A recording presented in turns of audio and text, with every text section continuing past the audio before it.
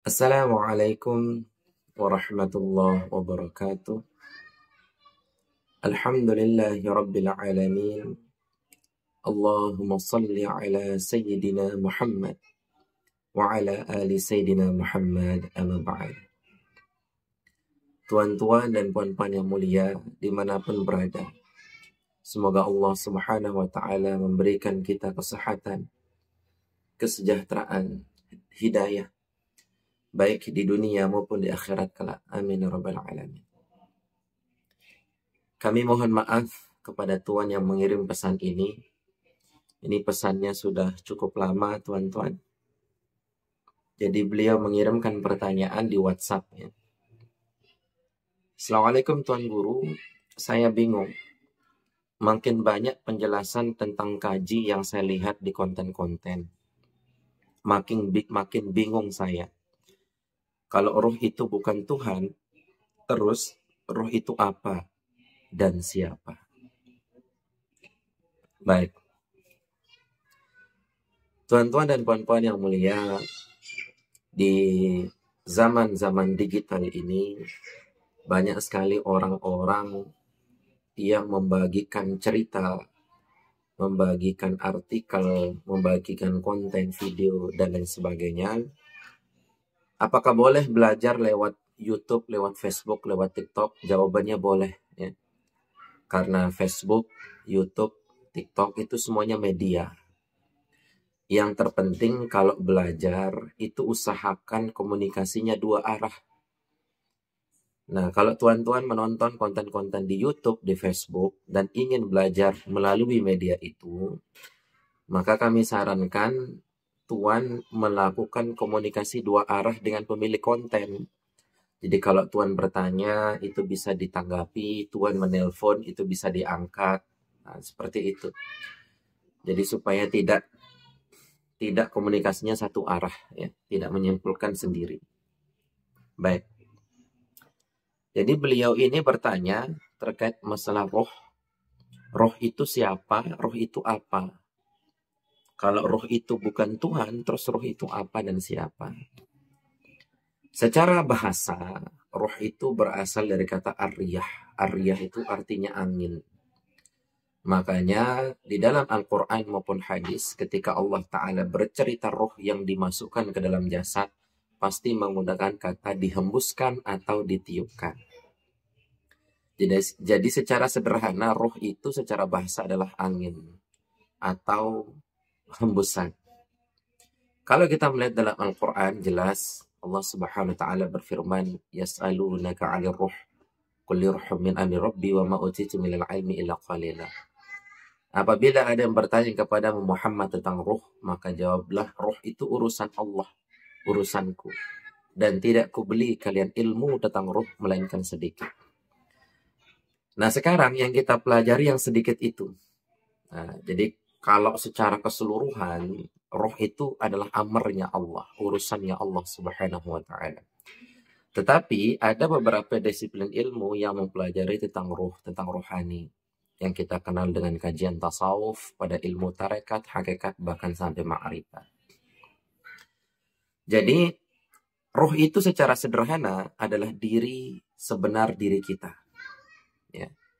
Nah, untuk memahami roh itu apa dan siapa, jadi kita mohon dengarkan baik-baik.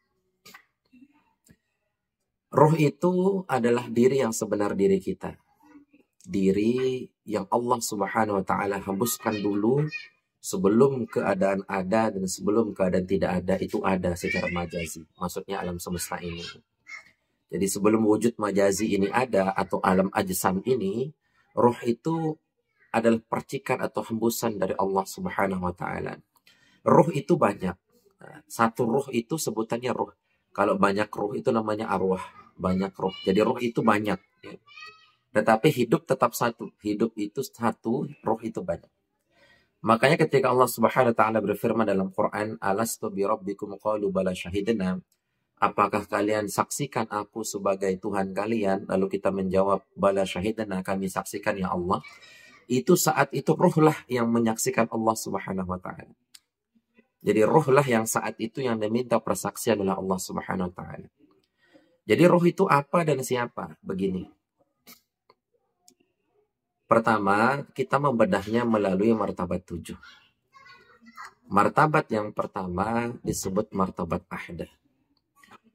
Jadi martabat ahdah ini adalah martabat di mana keadaan Tuhan belum bergelar Tuhan karena belum ada ciptaannya, dan belum bernama Allah karena belum ada nama, tulisan, dan huruf. Jadi dia adalah zat mutlak Tuhan yang maha rahasia. Nah, zat mutlak Tuhan ini yang ada cuman dirinya sendiri. Dia tidak bisa disebut Tuhan karena belum memiliki hamba. Dia tidak bisa, belum bernama Allah karena Allah itu adalah huruf, nama, dan tulisan. Nah, lalu zat mutlak Tuhan ini berkehendak untuk menciptakan langit dan bumi, menciptakan jin dan manusia menyembah kepadanya. Berkehendak zat Tuhan ini untuk mengenal dirinya sendiri. Maka memancar pada diri Tuhan itu 3. Yang pertama sifat Tuhan, yang kedua nama Tuhan, yang ketiga perbuatan Tuhan. Lalu turunlah martabat 1 menjadi martabat 2, yaitu martabat wahdah. Sifat, nama, perbuatan Tuhan. Lalu Tuhan itu bersembunyi atau gaib pada sifatnya, gaib pada namanya, dan gaib pada perbuatannya. Ketika di martabat 2, sifat Tuhan sudah memancar pada diri Tuhan. Nama Tuhan yaitu Allah sudah memancar pada zat Tuhan. Perbuatan Tuhan sudah memancar pada Tuhan. Ketika itu, sifat, nama, dan perbuatan Tuhan belum nyata, atau alias la ta'yin. La ta'yin itu artinya belum nyata. Maka ketika berada pada martabat kedua ini, sifat, nama, dan perbuatan Tuhan, muncul korelasi. Muncul hubungan. Ini seringkali kami sampaikan. Ya. Apa hubungannya? Ketika Tuhan itu menyifati dirinya, ketika dia sudah memiliki sifat, Tuhan ini menyifati dirinya maha menciptakan. Maka muncul hubungan, mana ciptaannya, siapa yang diciptakan, kan cuma dirinya. Lalu ketika Tuhan menyifati dirinya maha melihat, maka muncul hubungan siapa yang dilihat, kan cuma dirinya. Ketika Tuhan menyifati dirinya maha pengasih dan maha penyayang, maka muncul hubungan siapa yang dikasihi, siapa yang disayangi, kan cuma dirinya. Ketika Tuhan menyifati dirinya maha menghinakan, maha memuliakan, maha memberi nikmat, maha memberi adab, maka muncul hubungan siapa yang dimuliakan, siapa yang dihinakan, siapa yang diberikan nikmat, dan siapa yang diberikan adab. Nah, maka harus ada yang dihinakan, harus ada yang dimuliakan. Harus ada yang diciptakan, harus ada yang disayangi, harus ada yang didengar, harus ada yang dilihat. Karena hubungan daripada sifat Tuhan yang maha melihat, harus ada objek yang dilihat. Karena hubungan sifat Tuhan yang maha menciptakan, maka harus ada objek yang diciptakan, dan seterusnya, dan seterusnya. Karena hubungan inilah, maka sifat, nama, dan perbuatan Tuhan itu bermanifestasi atau bertajalli. Menjadi satu titik utuh yang menjadi cikal bakal alam semesta. Nah, satu titik ini disebutlah Nur Muhammad. Cikal bakal alam semesta ini. Jadi sifat, nama, dan perbuatan Tuhan itu bertajalli menjadi Nur Muhammad. Lalu zat Tuhan menghembuskan hembusan pertamanya menjadi Ruhul Ahmad. Menjadi batin daripada Nur Muhammad itu sendiri. Maka turunlah martabat 2 menjadi martabat 3, martabat Nur Muhammad. Lalu ketika Allah Subhanahu wa taala mengatakan kun fayakun, jadi maka jadilah. Allah tidak mengatakan kun fayakun pakai bahasa Arab, bukan, karena bahasa Arab belum ada, belum nyata. Ketika Allah menggunakan firman kun, jadi, nah, kun fayakun itulah istilah kata adalah Nur Muhammad itu sendiri. Jadi Nur Muhammad itu adalah logos, perintah. Ketika Allah Ta'ala mengatakan kun daripada sifat nama dan perbuatannya bertajalli menjadi Nur Muhammad, lalu kun fayakun, maka meledaklah itu menjadi alam semesta. Terjadilah teori yang kita kenal dengan teori Big Bang. Jadi alam semesta meledak, langit dan bumi berpecah sampai tercipta menjadi 4 anasir awal. Api, unsur padat, mohon maaf, api unsur panas, air unsur cair, angin unsur gas, dan tanah unsur padat. Jadilah alam semesta ini. Lalu ketika menjadi alam semesta, meledaklah alam semesta ini, maka terjadilah 2 alam. Alam goib dan alam nyata. Alam goib itu alam amsal namanya.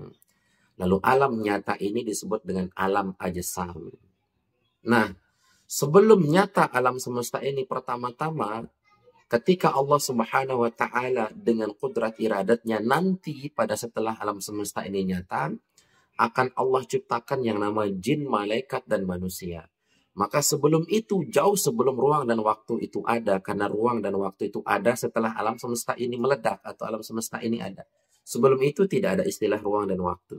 Saat itulah percikan-percikan pertama dari Ruhul Ahmad menjadi ruh pada diri kita, hembus-hembusan pada diri kita yang sudah ada pada sulhi qadim dulu sebelum alam semesta ini ada.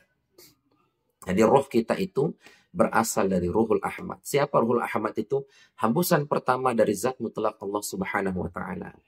Nah, ketika alam semesta ini ada, lalu diciptakanlah tubuh manusia. Nah, ketika Allah Ta'ala menciptakan tubuh manusia, tubuh Adam dan tubuh keturunannya, ketika itu kita belum hidup. Nah, kita masih bangkai. Di dalam perut ibu kita masih bangkai. Ketika Adam sudah dia masih bangkai, dia masih patung. Lalu dihembuskanlah ruh yang dulu di alam arwah. Jadi ketika martabat ketiga Nur Muhammad turun ke martabat keempat, martabat arwah namanya. Lalu martabat amsal, martabat ajsam. Alam ajsam ini alam nyata, alam amsal itu alam gaib. Alam arwah itu adalah ruh kita.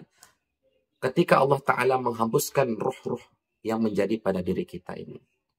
Nah, ketika Allah Subhanahu wa Ta'ala menghembuskan hembusan pertama, itu istilahnya Ruhul Ahmad.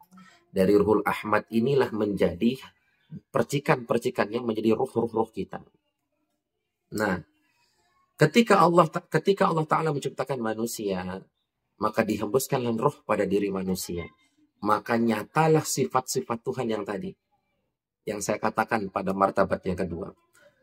Ketika Allah Subhanahu wa Ta'ala menyatakan dirinya maha melihat, maka harus ada yang menjadi objek untuk dilihat. Siapa itu? Ya kita, alam semesta ini. Jadi kitalah menjadi objek daripada sifat-sifat Allah Subhanahu wa Ta'ala untuk menyatakan sifat Allah Ta'ala itu. Maka ketika Allah menyifati dirinya maha memuliakan, maha menghinakan, maka harus ada yang dimuliakan, harus ada yang dihinakan untuk menyatakan sifat Allah itu. Nah, siapa yang menyatakan sifat Allah itu? Yang menerima itu adalah ruh. Lalu ruh ini siapa yang menyatakan? Jasad. Nah, contoh begini. Ketika kita melihat ada orang mencuri, itu dia tidak bisa mencuri kalau dia tidak memiliki ruh. Ruh itu menyatakan sifat Allah yang maha menghinakan. Ketika orang melakukan amal soleh, amal baik, dia menyatakan Allah, menyatakan sifat Allah yang maha memuliakan. Dan ketika orang mencuri, dia digerakkan oleh Allah juga, dan dia menyatakan sifat Allah yang maha menghinakan. Jadi tidak bergerak jasad apabila tidak digerakkan oleh hati, tidak bergerak hati kalau dia tidak memiliki ruh. Ruh adalah wadah daripada sifat-sifat Allah. Jadi zat menggerakkan sifat, sifat menggerakkan ruh, ruh menggerakkan hati, hati menggerakkan jasad. Ini sebetulnya kenyataan Allah pada diri kita masing-masing. Jadi kalau orang sudah diberikan hidayah oleh Allah, takkan ada yang mampu menyesatkannya. Dan kalau ada orang yang dimurkai oleh Allah, disesatkan oleh Allah, tidak akan ada orang yang mampu menolongnya. Nah, jadi semua kehendak itu datang daripada Allah Subhanahu wa Ta'ala. Tetapi ada kehendak Allah yang menjadi ujian pada diri kita, dan ada kehendak Allah yang menjadi rahmat bagi diri kita. Nah, ketika diri kita, diri jasad kita, ini diri yang diciptakan, dan diri roh kita, ini diri yang dihembuskan. dikawin atau dihembuskan ruh kepada jasad atau tidak dikawin, ketika ketika ruh ini mengisi rongga-rongga di dalam jasad, maka berubah namanya, yang tadi namanya ruh berubah nama menjadi nyawa. Lalu ruh ini memiliki kesadaran di dalam jasad. Dia sadar, saya sadar ngomong, saya sadar duduk. Kesadaran ruh yang ada di dalam jasad ini disebut dengan jiwa atau nafsun. Lalu jiwa atau kesadaran atau nafsun ini ingin sesuatu, maka disebut hawa nafsu. Ketika kesadaran ini mempertimbangkan sesuatu, maka berubah namanya menjadi akal. Ketika kesadaran atau jiwa atau nafsun ini merasakan sesuatu, cinta, benci, rindu, kangen, berubah namanya menjadi kolbu atau hati. Lalu dibungkuslah oleh diri kita yang terakhir, yaitu diri jasad. Jadi secara sederhana, diri kita berlapis menjadi 4. Diri jasad, diri hati, diri jiwa, diri ruh. Lalu Allah Ta'ala menurunkan agama yang dibawa oleh Nabi Muhammad SAW untuk memasukkan keempat-empatnya dalam Islam. Diri jasad melalui syariat, hukum-hukum Allah. Diri hati melalui kaidah tarekat, kaidah zikir. Diri jiwa melalui hakikat, mengenal sifat-sifat Allah. Dan diri roh melalui ma'rifat. Nah, jadi roh itu adalah diri kita yang sebenar-benar diri kita, yaitu wadah untuk menyatakan sifat-sifat Allah Subhanahu wa Ta'ala. Nah, jadi apa batasan antara syariat dengan hakikat? Batasannya hanya pada jiwa kita. Jadi kalau jiwa kita atau kesadaran kita masih ada, maka syariat berlaku. Tapi kalau kesadaran atau jiwa kita tidak ada atau kita sudah tidak sadar, maka hakikatlah yang berlaku. Maka syariat tidak berlaku. Itulah kenapa kalau orang masih sadar, itu wajib dia sholat secara syariat, wajib dia zakat, wajib dia haji, wajib dia, jikalau mampu, wajib dia berpuasa. Kalau tidak ada ilat-ilat yang lain, tidak ada udzur syar'i. Tapi kalau dia tidak sadar, dia tidur, dia gila, maka hukum syariat tidak berlaku. Jadi batasan antara hakikat dengan syariat adalah kesadaran kita. Nah, jadi ruh itu adalah diri yang sebenar diri kita untuk menyatakan sifat-sifat Allah Subhanahu wa Ta'ala. Jadi zat Allah dengan sifat Allah tidak berpisah. Sifat dengan ruh juga tidak berpisah. Nah, jadi istilah kata kalau bisa dianalogikan secara sederhana, ruh itu adalah bayangan dari, misalkan kita bercermin. Ya, seperti saya menggunakan HP ini kan seperti cermin. Nah, jadi ruh itu adalah gambar saya di cermin itu. Ruh itu adalah gambar saya di cermin itu. Nah, tapi itu bukan saya, itu bayangan saya. Itu bayangan saya. Saya ini siapa? Saya ini sifat. Sifat itu siapa? Sifat itu adalah bayangan dari zat. Jadi zat, sifat, ruh. Nah, makanya ma'rifat itu, tuan-tuan, ma'rifat itu kalau dia berbicara kaidah, kalau dia membahas, makanya membahas tentang zat. Tapi kalau hakikat, itu dia membahas tentang sifat. Kalau tarekat ke hati, dia membahas tentang asma, tentang nama Allah Subhanahu wa Ta'ala, dan jasad membahas tentang syariat hukum Allah. Jadi mengenal Allah itu lewat 4. Mengenal perbuatan Allah melalui hukum-hukumnya, sunnah, wajib, sunnah, mubah, makruh, haram melalui jasad. Mengenal nama Allah melalui hati. Mengenal sifat Allah melalui jiwa atau kesadaran. Lalu mengenal zat Allah melalui ruh. Jadi kalau orang yang ma'rifat itu, dia memandang Allah Subhanahu wa Ta'ala lebih jelas daripada matahari di siang bolong, tuan-tuan. Memandangnya menggunakan apa? Memandangnya menggunakan ruh. Karena sebetulnya kalau kita melihat itu bukan mata yang melihat, tapi mata itu alat untuk melihat. Jadi mata itu alat untuk melihat, bukan mata yang melihat, tapi alat untuk melihat. Itulah kenapa kalau orang tidur, ya kita tidak sadar, mata kita dibuka, dibeginikan, kita nggak bisa melihat. Padahal kita nggak buta loh. Karena kita nggak sadar. Jadi mata itu dia tidak melihat. Mata itu hanya alat untuk melihat. Jadi yang melihat itu adalah ruh kita sebetulnya, tuan-tuan. Nah, jadi ruh itu apa dan siapa? Jawabannya ruh itu adalah hembusan Allah Subhanahu wa Ta'ala, diri yang sebenar-benarnya diri kita, yang tidak dicipta tapi dihembuskan langsung daripada Allah Subhanahu wa Ta'ala. Nah, jadi pandanglah, itulah makanya dalam kaidah tasawuf ada yang mengatakan man arafa nafsah faqad arafa rabbah. Barang siapa mengenal dirinya, maka dia mengenal Allah Subhanahu wa taala. Mudah-mudahan bisa menjawab dari pertanyaan Tuhan yang mulia. Apabila ada salah kata, itu datang dari hawa nafsu kami. Namun apabila itu benar, itu datang pada Allah Subhanahu wa taala. Sesungguhnya kami adalah wayang yang tidak memiliki daya dan upaya kecuali atas izin kehendak kudrat iradat Allah Subhanahu wa taala. Akhirul kalam, assalamualaikum warahmatullahi wabarakatuh.